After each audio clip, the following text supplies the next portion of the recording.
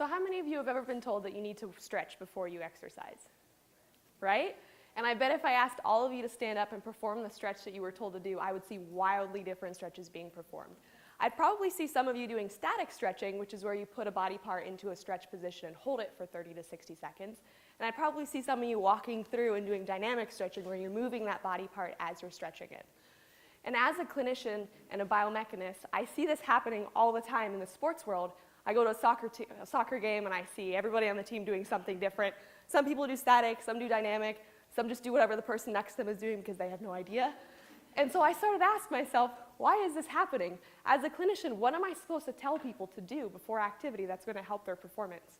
So I started looking into the research, and I saw that it's everywhere. There are decades worth of research about stretching, and there's not really a solid answer as to what's the best to do. There's a lot of people that say static stretching is bad for performance because it decreases your neural activity, it causes you to not be able to perform force activities. And there's some people that say that it doesn't really do much, it doesn't matter. And so I started looking at methodology, and I was like, why are these studies getting the results that they're getting? And I saw that it was not very functional. So they would have somebody do a stretch, and then they would have them go straight into their activity that they were measuring, and then they were done. And then I had some people that would have people stretch for 30 to, 200 seconds, or some people were stretching for 5 minutes at a time, and that's just not very realistic, especially when we're looking at our athletes before a game. So what I wanted to do was add in a functional activity. So I asked my participants we would measure their strength prior to stretching, then we would have them stretch, and they'd measure it again, which is what most research studies do, and that's where they stop.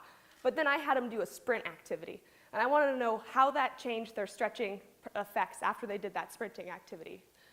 And so the measures that I looked at were that peak hip flexion torque, so the strength baseline after stretch and after sprint, and then during the sprint I looked at a couple of different variables as well. And what I found at first was really disconcerting. And I saw that there was no statistically significant differences between any of our results.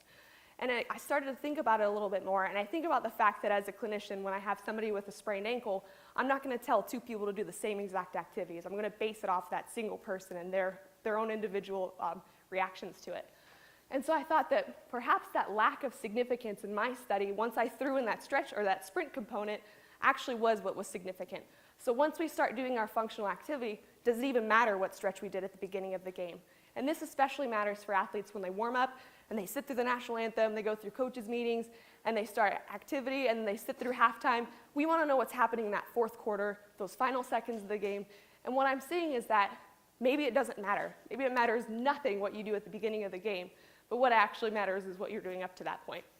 And so, in closing, when we look at some of these activities, we want to see what's going to work best for the individual, and perhaps that just means going through some of the work to see what works for every person individually rather than doing a blanket approach. Thank you.